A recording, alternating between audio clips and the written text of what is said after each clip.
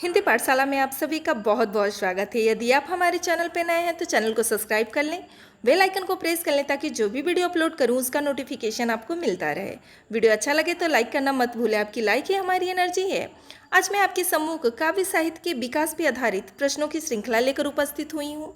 इससे पहले गद्य साहित्य के विकास पर आधारित प्रश्नों की श्रृंखला का वीडियो अपलोड कर चुके हैं।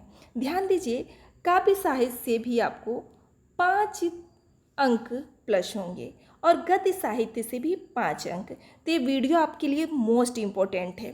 तो स्टार्ट करते हैं आज का क्लास।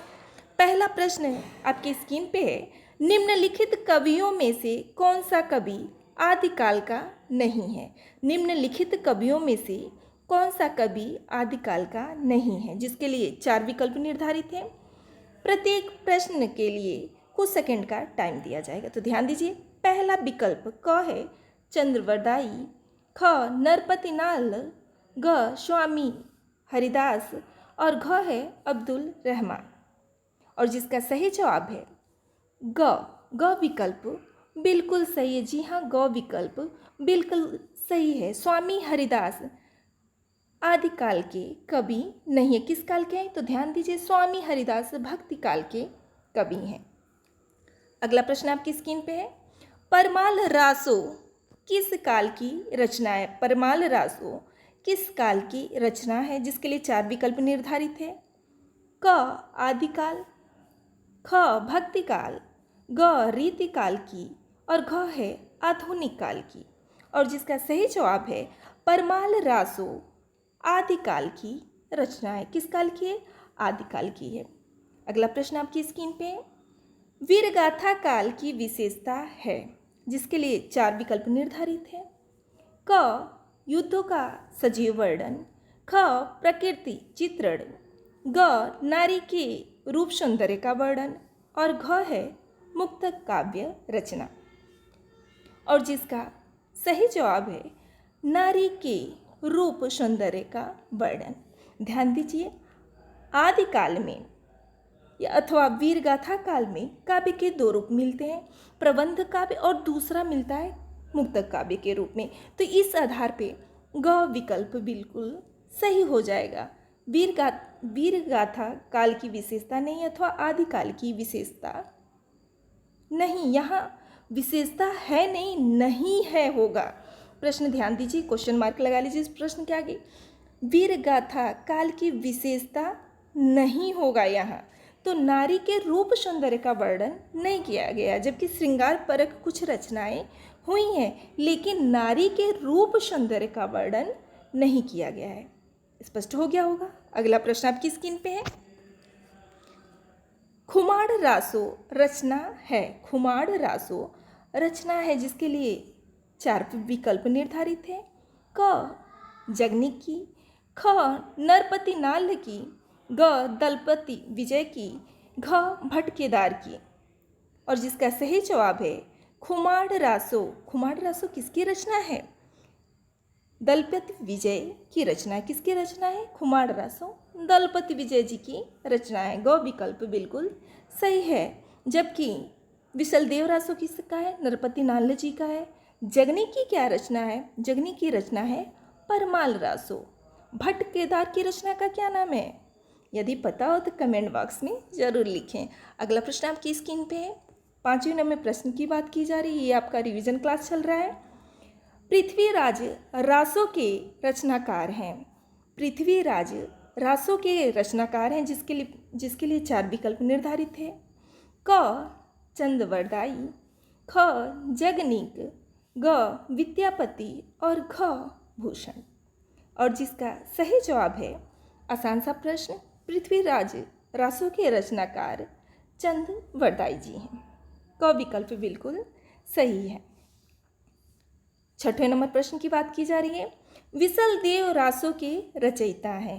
विशलदेव रासो के रचयिता हैं, जिसके लिए 4 विकल्प निर्धारित हैं।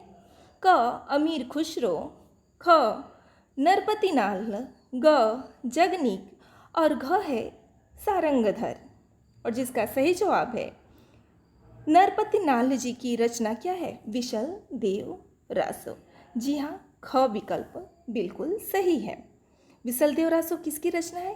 नरपति नालनी जी की रचना। यदि वीडियो फास्ट हो रहा है तो आप स्टॉप करके कुछ समय लेकर इसका सही जवाब दे सकते हैं। और आपके कितने नंबर प्लस हुए हैं ये कमेंट बॉक्स में ज़रूर लिखें। अगला प्रश्न आपकी स्क्रीन पे है। निम्नलिखित रचनाओं में से कौन सी रचना वीरगाथात्मक है? निम्नलिखित रचनाओं में से कौन सी रचना वीरगाथात्मक है अर्थात आदिकाल से है? जिसके लिए 4 विकल्प हैं। क भक्तमाल, ख मृगावती, ग पृथ्वीराज रासो और घ है रस विलास। और जिसका सही जवाब है पृथ्वीराज रासो। ग विकल्प बिल्कुल सही है। आदिकाल की रचना है, वीरगाथात्मक है, पृथ्वीराज रासो। अगला प्रश्न आपकी स्क्रीन पे, ध्यान दीजिए। इससे पहले भक्तमाल किस काल की है? तो ये भक्ति युग की है अथवा भक्ति काल की है। मृगावती भी भक्ति काल की है, प्रेमाश्रयी काव्यधारा की रचना है। और रस विलास रीतिकाल की रचना है। अगला प्रश्न आपकी स्क्रीन पे है। निम्नलिखित में से किस ग्रंथ को हिंदी का प्रथम महाकाव्य माना जाता है? इसके आगे डबल स्टार लगा लीजिए। यहाँ मोस्ट इंपॉर्टेंट क्वेश्चन 8वें नंबर प्रश्न की बात की जा रही है। निम्नलिखित में से किस ग्रंथ को हिंदी का प्रथम महाकाव्य माना जाता है? जिसके लिए 4 विकल्प निर्धारित हैं। क पद्मावत, ख पृथ्वीराज रासो, ग रामचंद्रिका और घ है रामचरितमानस। और जिसका सही जवाब है हिंदी का प्रथम महाकाव्य पृथ्वीराज रासो को माना जाता है। आचार्य रामचंद्र शुक्ल ने अपने हिंदी साहित्य के इतिहास में भी पृथ्वीराज रासो और उनके रचयिता चंद्रवरदाई को हिंदी का प्रथम महाकाव्य एवं प्रथम लेखक माने हैं। अगला प्रश्न आपकी स्क्रीन पे है। हिंदी साहित्य के इतिहास में निम्नलिखित में से कौन सा काल स्वर्ण युग कहा जाता है? तो हिंदी साहित्य के इतिहास में इसके लिए 4 विकल्प निर्धारित है। किस काल को स्वर्ण युग कहा गया है अथवा स्वर्ण काल भी कहीं कहीं आ जाता है। जिसके लिए 4 विकल्प हैं। क आदिकाल, ख भक्तिकाल, ग रीतिकाल और घ है आधुनिक काल को। और जिसका सही जवाब है भक्ति काल को हिंदी साहित्य के इतिहास में स्वर्ण काल या अथवा स्वर्ण युग कहा जाता है। एक प्रश्न और भी बनता है, किसने भक्ति काल को सर्वप्रथम स्वर्ण युग कहा था? तो इसका सही जवाब है जॉर्ज ग्रियर्सन ने अपने the model vernacular literature of Hindustan में हिंदी साहित्य इतिहास में सर्वप्रथम, क्षमा चाहूँगी हिंदी साहित्य का इतिहास नहीं होगा, the model vernacular literature of Hindustan में भक्ति काल को हिंदी का स्वर्ण युग कहा था। अगला प्रश्न आपकी स्क्रीन पे है। 10वें नंबर प्रश्न की बात की जा रही है। निम्नलिखित में से कौन सा कवि ज्ञानेश्वरी शाखा से संबंधित नहीं है? निम्नलिखित में से कौन सा कवि ज्ञानेश्वरी शाखा से संबंधित नहीं है? जिसके लिए 4 विकल्प है। क कबीरदास, ख नानक देव, ग रैदास और घ है कुतुबुन। और जिसका सही जवाब है ज्ञानेश्वरी शाखा से नहीं है। जिसका सही जवाब है, कुछ टेक्निकल प्रॉब्लम सा लग रहा है, 1 मिनट हम देख ले रहे हैं क्या दिक्कत है।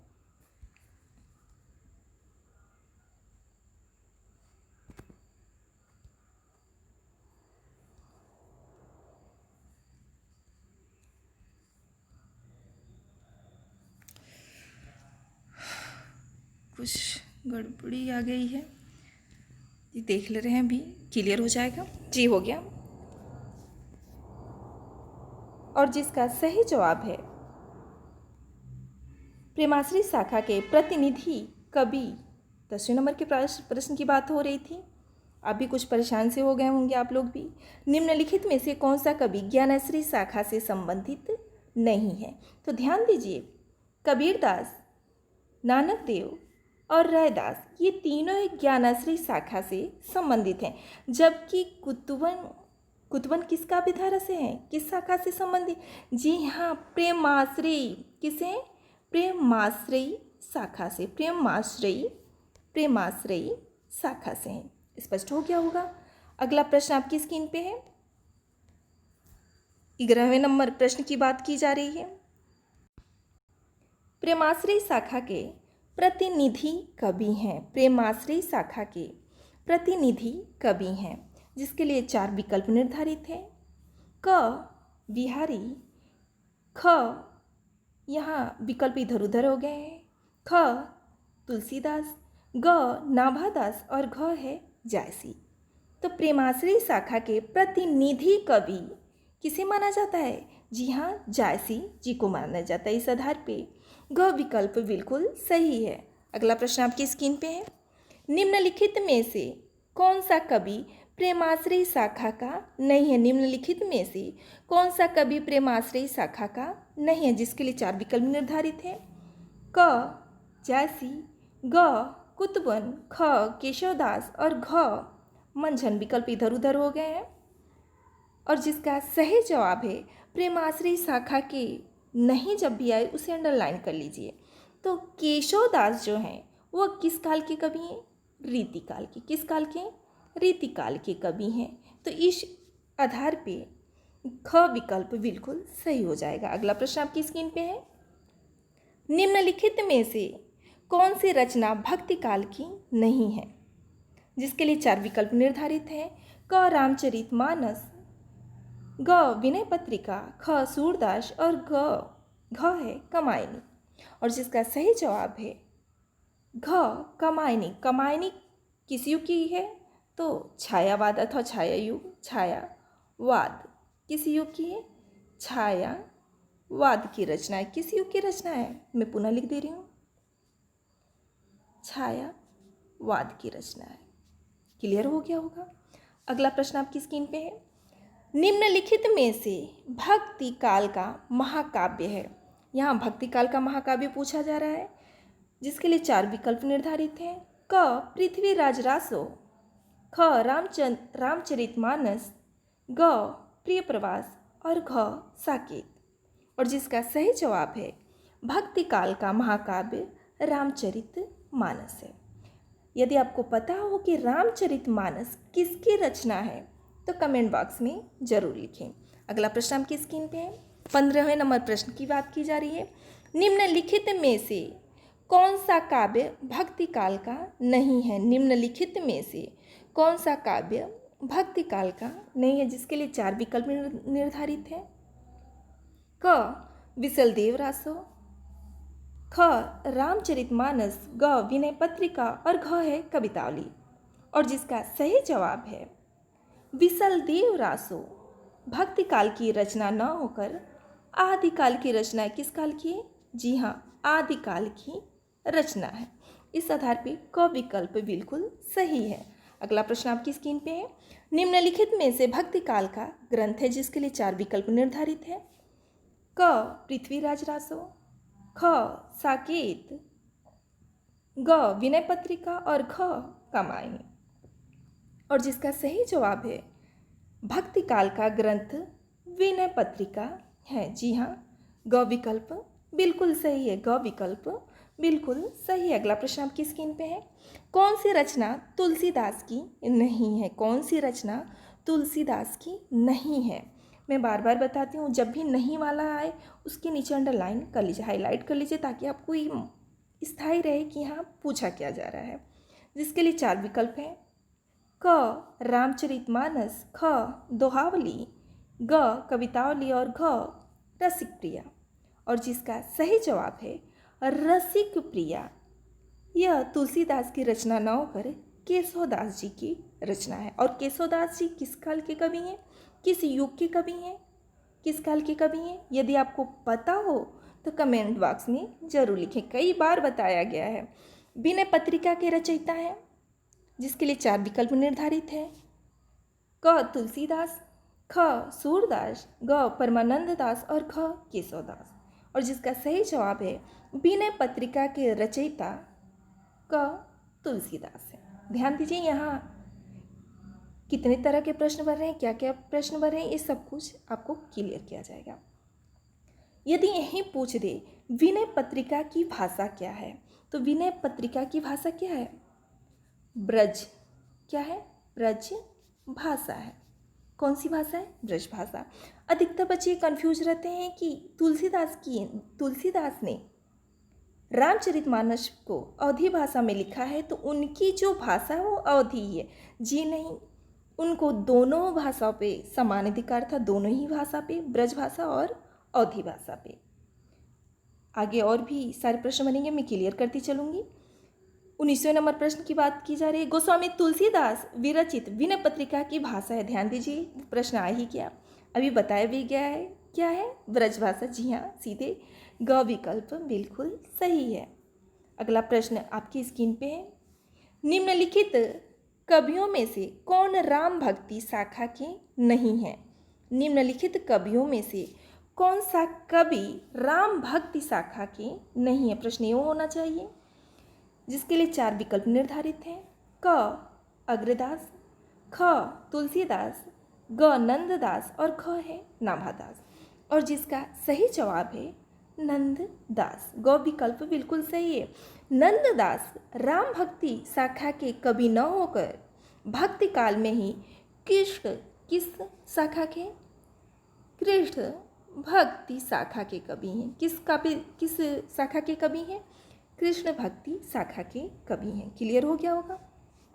और यदि पूछ दे नंददास की प्रमुख रचना, तो रूप मंजरी, रस मंजरी, ये किसकी रचना है? नंददास जी की रचना है। 21वें नंबर प्रश्न की बात हो रही है। कृष्ण भक्ति काव्यधारा के प्रतिनिधि कवि हैं। कृष्ण भक्ति काव्यधारा के प्रतिनिधि कवि हैं। यहाँ प्रतिनिधि कवि की बात हो रही है, जबकि 4 विकल्प दिए गए, चारों ही विकल्प सूरदास, नंददास, मीराबाई और रसखान, ये चारों ही किस काव्यधारा के? कृष्ण काव्यधारा के। लेकिन यहाँ प्रतिनिधि कवि की बात हो रही है, तो कृष्ण भक्ति काव्यधारा के प्रतिनिधि कवि कौन है? जी हाँ, क विकल्प बिल्कुल सही है, सूरदास जी हैं। और इनकी रचना सूरसागर, सुरसरावली और साहित्य लहरी है। ध्यान दीजिए प्रश्न क्या बनता है। सूरदास की भाषा क्या है? तो सूरदास जी की भाषा क्या है? ब्रज भाषा है। क्या भाषा है? ब्रज भाषा है। इसके साथ ही साथ कृष्ण भक्ति काव्यधारा के अधिकतर कवियों ने किस भाषा का प्रयोग किया है? ब्रज भाषा का प्रयोग किया है। दूसरा एक कन्फ्यूजन और दूर कर दे रही हूँ, रीतिकाल में जितने भी कवि हुए हैं, रीतिबद्ध, रीतिसिद्ध और रीतिमुक्त काव्यधारा के, उन सभी ने ब्रज भाषा का प्रयोग किया है। तो रीतिकाल की भाषा क्या हो जाएगी? ब्रज भाषा हो जाएगी। अगला प्रश्न आपकी स्क्रीन पे है। निम्नांकित कवियों में से कौन वल्लभाचार्य के शिष्य थे? निम्नांकित कवियों में से कौन वल्लभाचार्य के शिष्य थे? जिसके लिए 4 विकल्प निर्धारित है। क कृष्णदास, ख भिखारीदास, ग भूषण और घ है रघुराज सिंह। और जिसका सही जवाब है कि वल्लभाचार्य के शिष्य कौन थे? कृष्णदास थे। क विकल्प बिल्कुल सही है। जी हाँ, वल्लभाचार्य के शिष्य कौन थे? कृष्णदास थे। अगला प्रश्न आपकी स्क्रीन पे है। 23वें नंबर प्रश्न की बात की जा रही है। अष्टछाप के कवियों का संबंध भक्ति काल की किस धारा से है? अष्टछाप के कवियों का संबंध भक्ति काल की किस धारा से है? जिसके लिए 4 विकल्प निर्धारित किए गए हैं। क ज्ञानाश्रय शाखा, ख प्रेमाश्रय शाखा, ग राम भक्ति शाखा और घ है कृष्ण भक्ति शाखा। और जिसका सही जवाब है अष्टछाप के कवियों का संबंध कृष्ण भक्ति शाखा से था। यानी कि ख विकल्प आपका बिल्कुल सही है। अष्टछाप के कवियों का संबंध किससे था? कृष्ण भक्ति शाखा के कवियों से था। और अष्टछाप में दूसरा प्रश्न क्या बनता है? अष्टछाप में कुल कितने कवि थे? तो अष्टछाप में 8 कवि थे। स्पष्ट हो गया होगा। अगला प्रश्न आपकी स्क्रीन पे है। सुकरखेत नामक स्थान संबंधित है, जिसके लिए 4 विकल्प निर्धारित है। क कबीरदास से, ख नंददास से, ग तुलसीदास से और घ है सूरदास से। और जिसका सही जवाब है सुकरखेत नामक स्थान तुलसीदास से संबंधित है। किससे संबंधित है? जी हाँ, सुकरखेत नामक स्थान तुलसीदास से संबंधित है। एक प्रश्न परीक्षा में बार बार पूछे जा रहे हैं इस समय कि राम बोला किसका बचपन का नाम था? तो तुलसीदास जी के बचपन का नाम राम बोला था। किसका नाम था बचपन का? तुलसीदास जी के बचपन का नाम राम बोला था।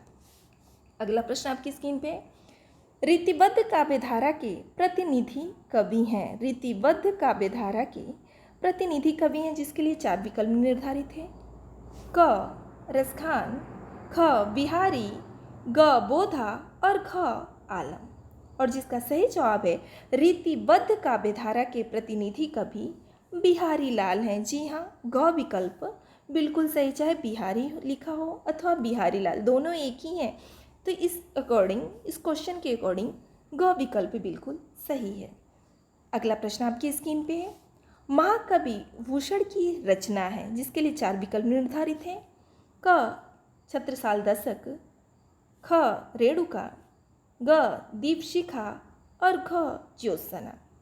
और जिसका सही जवाब है महाकवि भूषण की रचना छत्रसाल दशक है। ध्यान दीजिए, इनसे जितने प्रश्न बनेंगे महत्वपूर्ण प्रश्नों को कवर किया जाएगा। महाकवि भूषण किस काल के कवि थे? रीतिकाल के कवि थे। रीतिकाल के किस काव्यधारा के कवि थे? रीतिबद्ध काव्यधारा के कवि थे। ध्यान दीजिए, रीतिकाल को 3 काव्य खंडों में विभक्त किया गया है, 3 भागों में विभक्त किया गया है। रीतिबद्ध काव्यधारा, रीति मुक्त काव्यधारा और रीति सिद्ध काव्यधारा। तो कितनी काव्यधाराएं होंगी? 3 काव्यधाराएं होंगी। अगला प्रश्न आपकी स्क्रीन पे है, रीतिकाल का दूसरा नाम है जिसके लिए 4 विकल्प हैं। क श्रृंगार काल, क श्रृंगार काल, ख भक्ति काल, ग व्याकरण काल और घ है काव्य शास्त्र काल। और जिसका सही जवाब है श्रृंगार काल। क विकल्प बिल्कुल सही है, रीतिकाल का दूसरा नाम श्रृंगार काल है। अगला प्रश्न आपकी स्क्रीन पे है, निम्नलिखित में से कौन सा ग्रंथ रीतिकाल का है? निम्नलिखित में से कौन सा ग्रंथ रीतिकाल का है जिसके लिए 4 विकल्प निर्धारित है। क साकेत, ख उद्धव शतक, ग रामचरितमानस और घ है बिहारी सतसई। और जिसका सही जवाब है रीतिकाल का ग्रंथ है बिहारी सतसई। अगला प्रश्न आपकी स्क्रीन पे है, रीति सिद्ध कवि सेनापति की रचना है। यहाँ से 2 प्रश्न क्लियर होगा, अभी मैं बताऊंगी। जिसके लिए 4 विकल्प हैं। क चिदम्बरा, ख कवित्र रत्नाकर, ग दीपशिखा और घ है रेणुका। और जिसका सही जवाब है कवित्र रत्नाकर। पहले तो प्रश्न ये बनता है कि रीति सिद्ध काव्यधारा के किन्हीं 2 कवियों के नाम बताइए। बिहारी लाल और दूसरी कौन है? दूसरा नाम किसका आता है? सेनापति जी का आता है।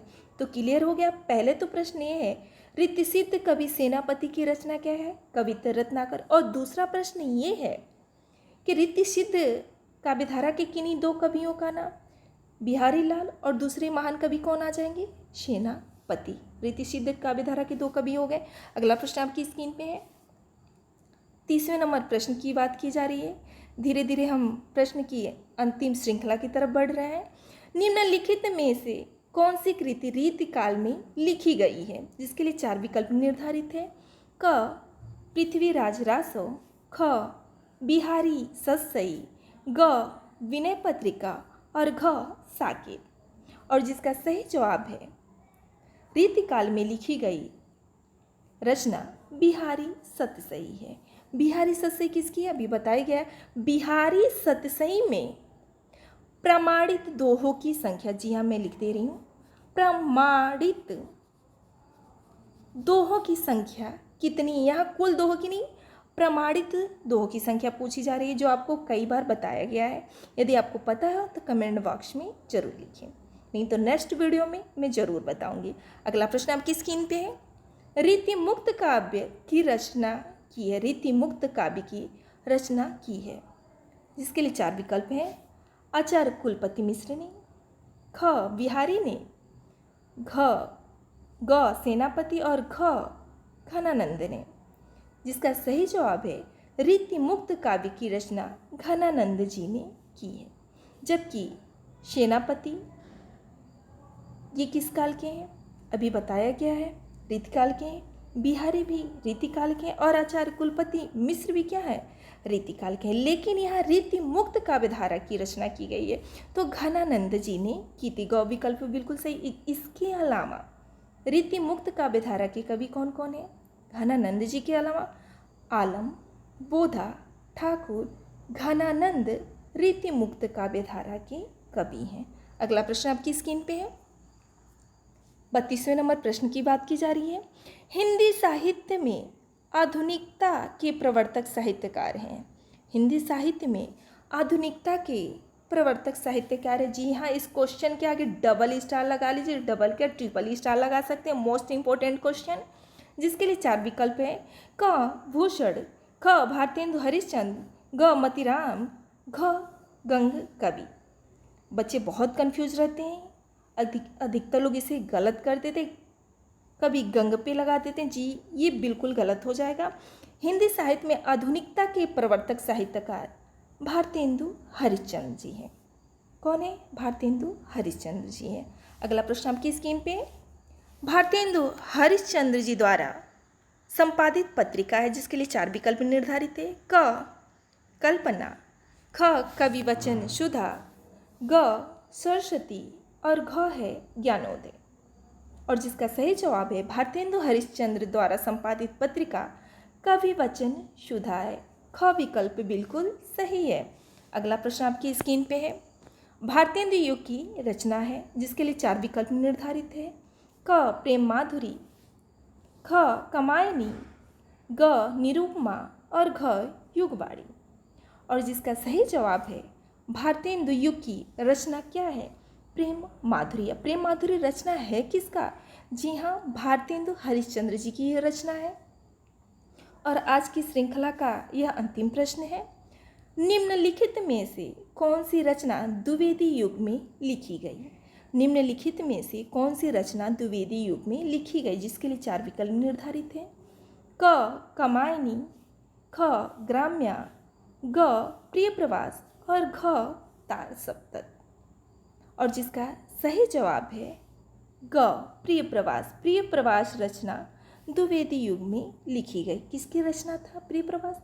अयोध्या सिंह उपाध्याय हरि औध जी का। खड़ी बोली का प्रथम महाकाव्य, ध्यान दीजिए, हिंदी का प्रथम महाकाव्य पृथ्वीराज रासो को कहा जाता है, जबकि खड़ी बोली का प्रथम महाकाव्य प्रिय प्रवास को कहा जाता है। इसके अलावा ध्यान दीजिए, कमायनी किसका है? जयशंकर प्रसाद का है। ग्राम्या किसका है? पंत जी का है। तार सप्तक किसका है? तार सप्तक से बहुत प्रश्न बनते हैं। सच्चिदानंद हीरानंद बतश्यायन अज्ञे जी का प्रयोगवाद की रचना है। आज आपके कितने नंबर प्लस में आपके वास्तविक जितने अंक होंगे कमेंट बॉक्स में ज़रूर लिखिएगा। अपने विचार और सुझाव लिखना मत भूलिएगा। इसी के साथ मैं अपनी वाणी को विराम दूंगी और आप सभी से इजाज़त लेना चाहती हूँ। धन्यवाद।